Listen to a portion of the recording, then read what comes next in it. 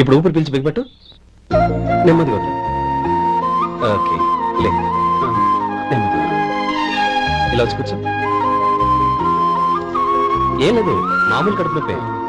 ఈ టాబ్లెట్స్ 3 రోజులు వాడు. ఎలా వాడాలో ఇందులో రాశాను. Token number 29. టౌన్ డాక్టర్ భయపెట్టేశాడు, ఆపరేషన్ అది ఇదని. కానీ ఈ డాక్టర్ బాబు ఏమీ లేదని చెప్పాడు. అలాగా? ఈ బాబు 10 కాలాల పాటు చల్లగా ఉండాల.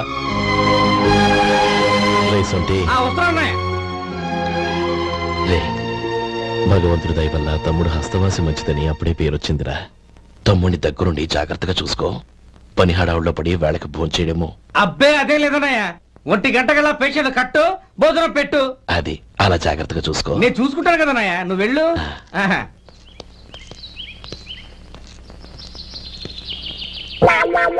అయ్యో ఏంటయ్యా ఉంటున్నాడా ఈ దెబ్బలు?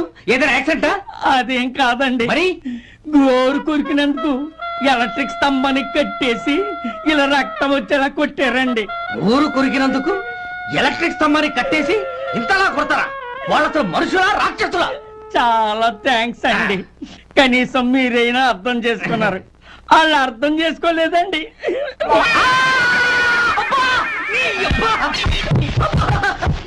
గోరు కొరకడం అంటే ఇదా? నిన్ను కొట్టడం కాదురా, నిలువురా నరికేయాలి. సెప్టిక్ అవుతుందో ఏమిటో. మన 2 ఊర్ల పొలిమేరలో ఉన్న ఈ మల్లికార్జున స్వామి వారి దేవాలయం జీర్ణదశలో ఉందన్న విషయం మీ అందరికీ తెలుసు. ఇన్నాళ్ళు మీ ఊరు వాళ్ళు పట్టించుకుంటారని మా ఊరి వాళ్ళు, మా ఊరి వాళ్ళు పట్టించుకుంటారని మీ ఊరి వాళ్ళు దీన్ని ఇలా వదిలేశారు.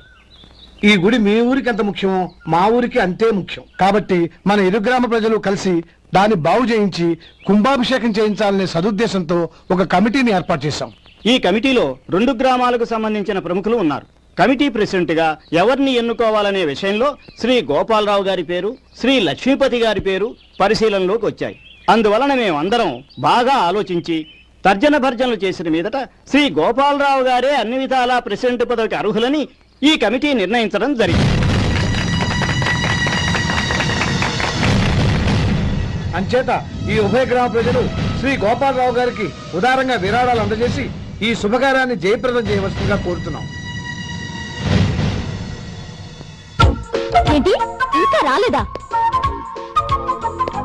ఏంటయ్యా టైం 10 అవుతోంది, బోర్డు మీద 10 గంటలని రాసింది. మీ డాక్టర్ ఇంకా రాలేదు. అసలు మీ డాక్టర్ కి టైం సెన్స్, పంక్చువాలిటీ ఏమైనా ఉన్నాయా? ఇంతకీ మీరెవరండి? నేను డాక్టర్ అమ్మని. ఓహో, మీరు డాక్టరేనా? డాక్టర్ అంటే డాక్టర్ని కాదయ్యా, డాక్టర్ని చేసుకోబోయేదానని అర్థం. అవును, నువ్వెవరు? నేను ఇక్కడ టోకన్ ఇస్తూ ఉంటానులేండి. తప్పుకోవయ్యా. అవును, నీ డాక్టర్ కి ఎవరో అన్నయ్య ఉన్నాడంట కదా, ఎలాంటోడు? ఎలాంటోడంటే అదేనయ్యా, చాలా కోపిస్తుంది విన్నాను. ఎందుకని అడుగుతున్నారు? ఎందుకంటా వెంటయ్యా, ఆ అన్నయ్య మాట వినగానే నీ డాక్టర్ గడగడా ఉణిగిపోతాడు. అసలు డాక్టర్ చదివే తమ్ముణ్ణి అలా భయపెట్టచ్చా? తప్పు కదా? తప్పేనండి. కాని కాని నాకు మీ డాక్టర్ కి పెళ్ళవని ఆ అన్నయ్య సంగతి అప్పుడు చెప్తాను. ఏం చేస్తానండి? ఏం చేస్తానా, సంవత్సరం తిరగకుండానే కవల పిల్లల్ని కని వాళ్ళ అన్నయ్య చేతిలో పెడతాను. వాళ్ళకి 5 సంవత్సరాలు వచ్చేసరికి ఆయన్ని బాగా మొట్టికెళ్ళేస్తారు. అలా నా కసి తీర్చుకుంటాను. ఈ డాక్టర్ ఎప్పుడు వస్తాడో ఏంటో. అది సర్లే కాని నువ్వు పని చేయి. మీ డాక్టర్ రాగానే నేను వచ్చి వెళ్ళానని చెప్పు. నేను అంటే ఓ, నా పేరు చెప్పలేదు కదా, నందిని. ఏం చెప్తావు? అదేనండి, నందిని గారు వచ్చి వెళ్ళారు అని చెప్తాను. గుడ్, పైకొస్తావు.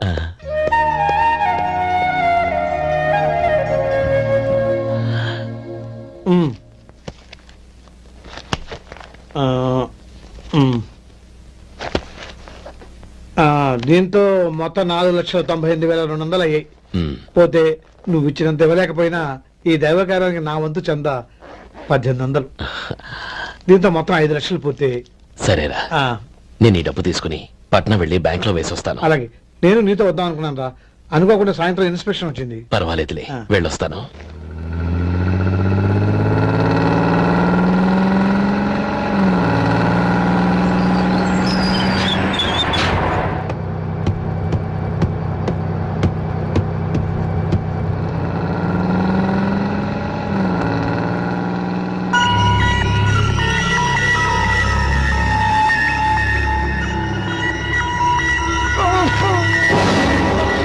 అయ్యో మూర్చ మూర్చ, బసాపండి బసాపండి.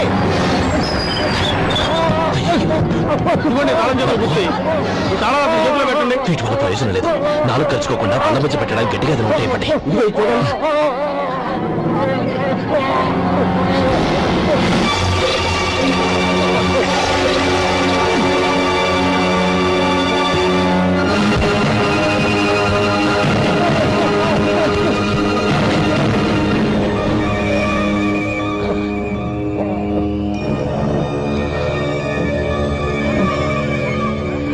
మీరు వెళ్ళి మీ సీట్లో కూర్చోండి, కొంచెం గాలాన్నివ్వండి. ఇప్పుడు ఎలా ఉంది బాబు? ఆ.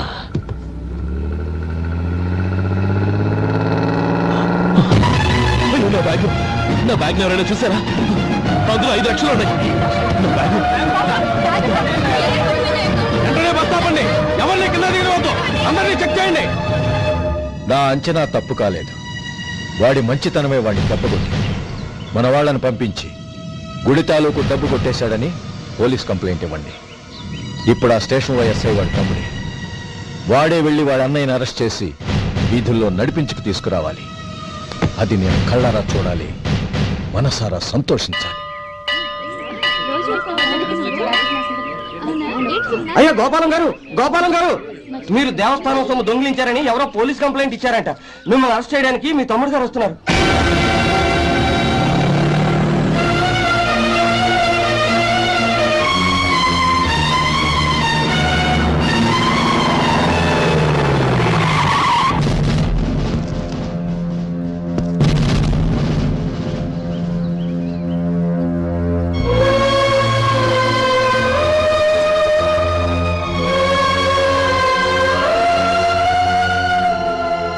చూడు గోపి, ఎప్పుడు నువ్వు ఉద్యోగంలో చేరావో అప్పుడే తన పరానే తేడా మర్చిపోవాలి.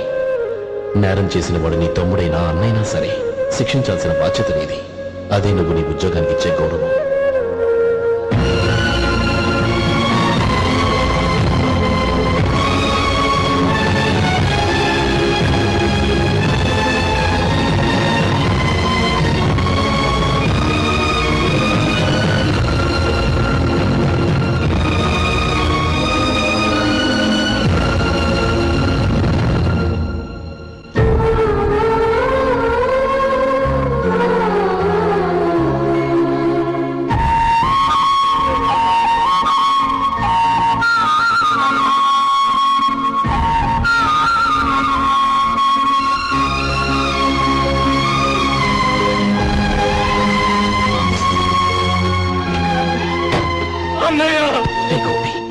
ఏమిట్రా ఇది? నన్ను క్షమించన్నయ్య. నేను కోరి ఉద్యోగుల చేతులు మాట్లాడమే, కానీ ఇలాంటి పరిస్థితి ఎదురవుతుంది అనుకోలేదు. నా ఒంట్లో ప్రతి రక్త పట్టు నీ భిక్షానన్నయ్య. నిన్ను అవమానపరిచి ఉద్యోగం నిలబెట్టుకునే బదులు నా ప్రాణాలను వదులుకుంటారు, కానీ ఈ పని మాత్రం చేయలేనన్నయ్య.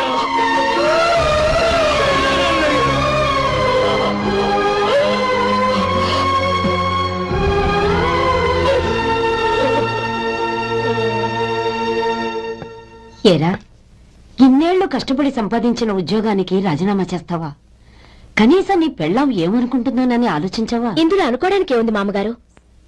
ఎండనక వాననక కష్టపడి ఓ తండ్రి కంటే ఎక్కువగా ఈయన్ని పెంచి పెద్ద చేశారు బావగారు. అలాంటి దేవుణ్ణి అరెస్ట్ చేసే ఆ ఉద్యోగం ఈయనకు అవసరం లేదు. బాగుంది. అన్నకు తగ్గ తమ్ముడు, తమ్ముడికి తగ్గ పెళ్ళాం. సరే, మీ ఇష్టం. నానమ్మ, అన్నయ్యడి. నమస్కారం అండి. ఓ, నువ్వా? రా కూర్చో. పర్వాలేదండి. ఏంటి ఇలా వచ్చావు? ఆ రోజు నా కంపెనీని మూసేయమన్నారు. ఇప్పుడు నేను మూసేయడానికి సిద్ధంగా ఉన్నాను. దానికి ప్రతిఫలంగా నాకు 5 లక్షలు కావాలి. అలాగే, నీకు కావలసిన 5 లక్షలు నేను ఇస్తాను. చాలా థ్యాంక్స్ అండి. కానీ మీరు మీ కంపెనీని మూసేయక్కర్లేదు. సార్? అవును మిస్టర్ మధు, మీ అన్నగారికి జరిగిన అన్యాయం గురించి తెలుసుకున్నాను. మీ కుటుంబం గురించి కూడా విన్నాను. సహజంగా అందరూ ఐకమత్యానికి ఉదాహరణ రామలక్ష్మణులు అంటారు. కానీ ఆ రామలక్ష్మణులు ఎలా ఉంటారనేది పుస్తకాల్లో చదవడం తప్ప ఎవ్వరూ చూడలేదు. మీ అన్నదమ్ములను చూస్తే ఆ రామలక్ష్మణులు ఇలాగే ఉండేవారేమో అనిపిస్తుంది. అలాంటి కుటుంబానికి ఇలాంటి ఇబ్బంది రావడం నిజంగా దురదృష్టం. రామునికి హనుమంతుల్లా కాకపోయినా ఏదో వృత్తాభక్తిగా నా వల్ల వీలైన సహాయం ఈ 5 లక్షలు తీసుకో. మీ కంపెనీ పేరు మీదే అన్ని సరుకులు తయారు చేయండి. నేను వాటిని ప్రపంచమంతా మార్కెటింగ్ చేస్తాను. సార్ మీ రుణం ఉంచుకోను, తొందరలోనే తీర్చేస్తాను. స్నేహితుల మధ్య రుణాలేంటి మధు? We are friends.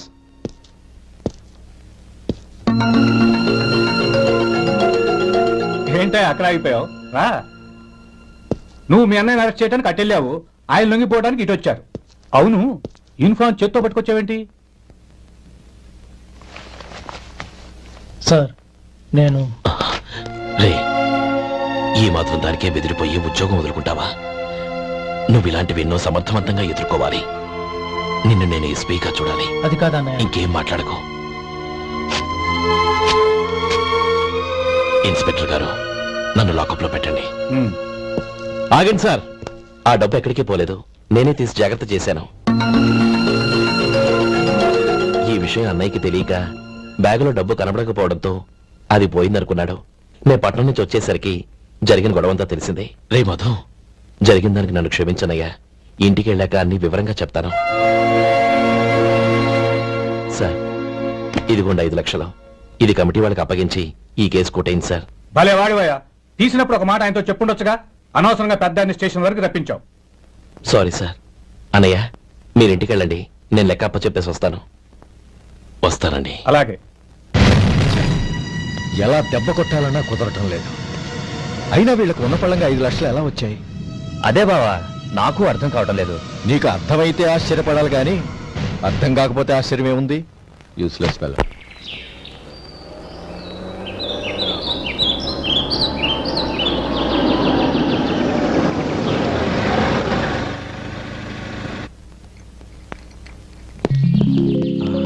నువ్వు ఎక్కడే ఉండు, అన్నయ్య మూడు ఎలా ఉందో చూసి నేను లోపలికి తీసుకెళ్తా. ఓకే? అలాగే.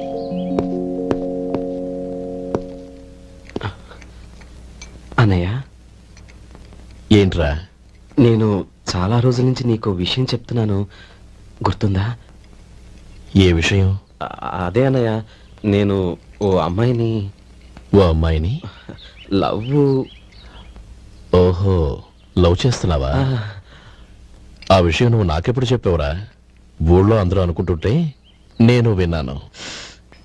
సారీ అన్నయ్య, నీకు చాన్నాళ్ళుగా చెప్పాలనుకుంటున్నాను కదా, అందువల్ల చెప్పేశానేమో అనుకున్నాను. ఓహో, ఆ అమ్మాయి వచ్చిందన్నయ్య, బయట నిలబడి ఉంది. బయట నిలబెట్టడం ఏమిట్రా? లోపలికి తీసుకురా. అలాగే అన్నయ్య. ఏయ్, అన్నయ్య మంచి మూడ్లో ఉన్నాడు, రా. కమ్.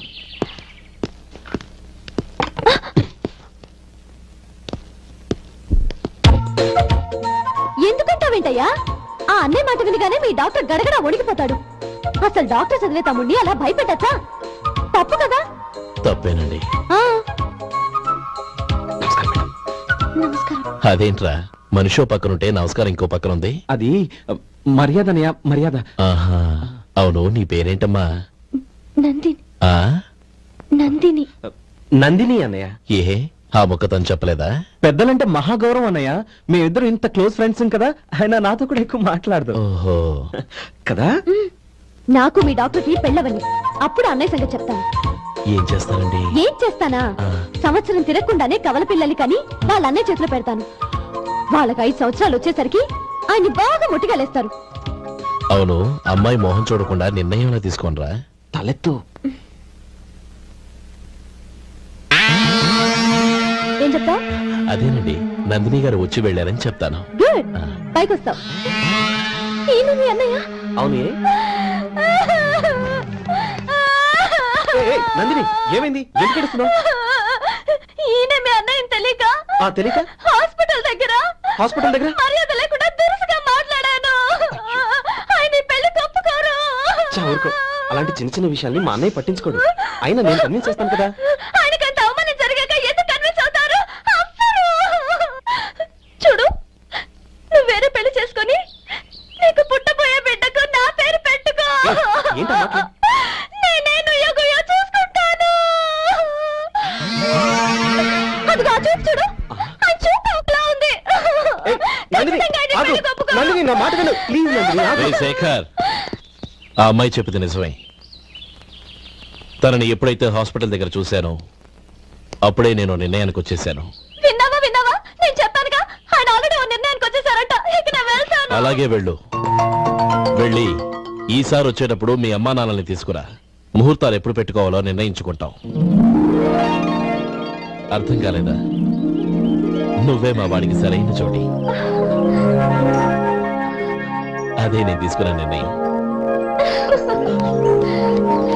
థ్యాంక్ యూ బావగారు, నన్ను ఆశీర్వదించండి. లేమ్మా, శీఘ్రమేవ కళ్యాణ ప్రాప్తిరస్తు.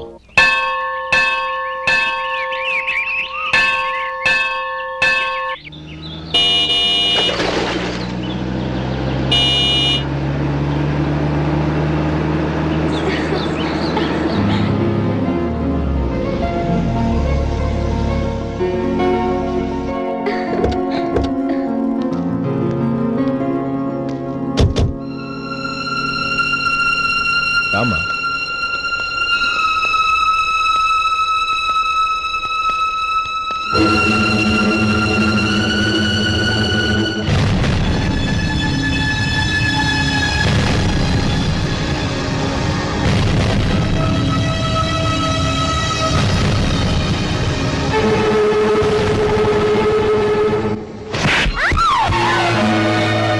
నా పరువు తీసావు కదే.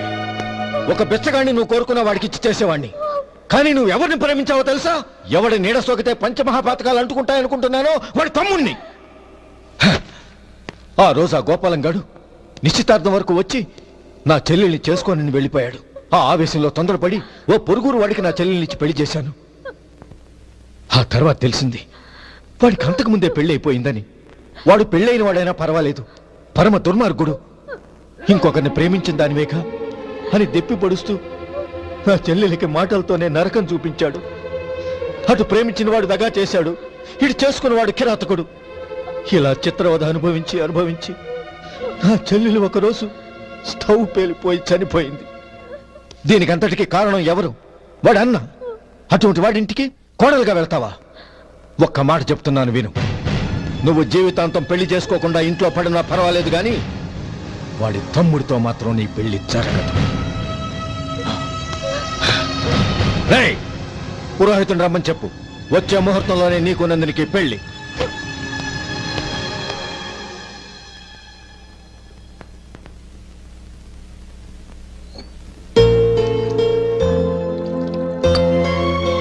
ఒరే, అదేంట్రా ఒక ముద్దైనా తినకుండా చేయగడిగేశావు?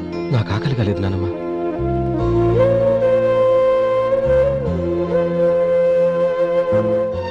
ఆ అమ్మాయి చాలా మంచిది, చదువుకున్న పిల్ల, మనందరికీ బాగా నచ్చింది. కానీ ఆ లక్ష్మీపతి గారి గురించి ఆలోచిస్తేనే నాకు భయం వేస్తోంది. వాడు మన కుటుంబం ఎప్పుడెప్పుడు విడిపోతుందా అని ఎదురు చూస్తున్నాడు. అన్నయ్య, ఆ అమ్మాయే కాదు, ఈ ప్రపంచంలో మన కుటుంబం కంటే నాకేది ఎక్కువ కాదు.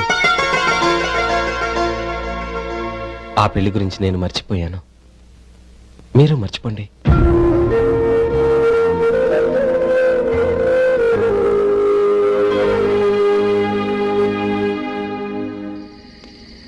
శేఖర్, నువ్వా? ఏంటి ఈ టైంలో వచ్చావు? నీతో ఓ విషయం మాట్లాడాలి. ఒకసారి బయటకు వస్తావా?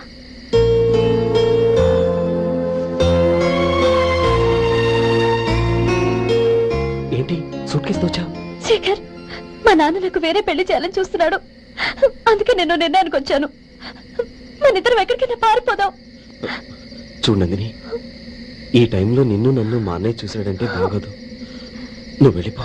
అన్నయ్య అన్నయ్య అన్నయ్య, ఎప్పుడు మీ అన్నయ్య మాటేనా? నీకు నేను ముఖ్యమా, మీ అన్నయ్య ముఖ్యమా? నాకు మా అన్నయ్య ముఖ్యం. శేఖర్, నీ గుండెల మీద చేయి వేసుకొని చెప్పు, నన్ను మర్చిపోయిన సుఖంగా ఉండగలవా? అది నాకు తెలియదు, కానీ మా అన్నయ్యకు తలవంపులు తెచ్చి ఖచ్చితంగా నేను మనశ్శాంతితో ఉండలేను. నా పరిస్థితి అర్థం చేసుకో. దయచేసి మీ నాన్న చూసిన సంబంధం చేసుకుని సుఖంగా ఉంటుంది.